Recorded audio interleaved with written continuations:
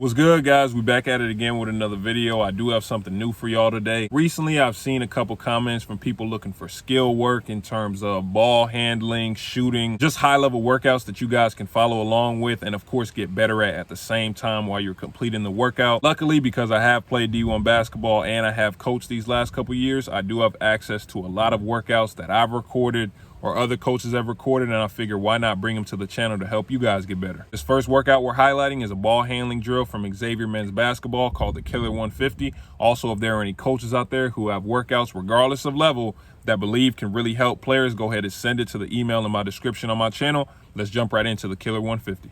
This drill begins with 25 waist level pounds as hard as you can. Try and break the floor.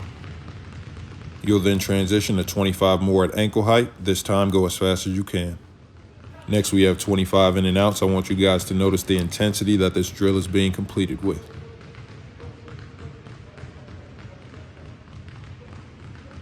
After that, we have 25 crossovers. You can either do one dribble cross or straight back and forth.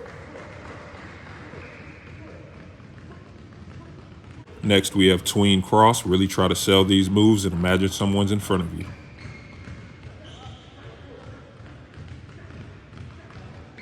Next move is 25 pound behind cross. Remember to keep your eyes up.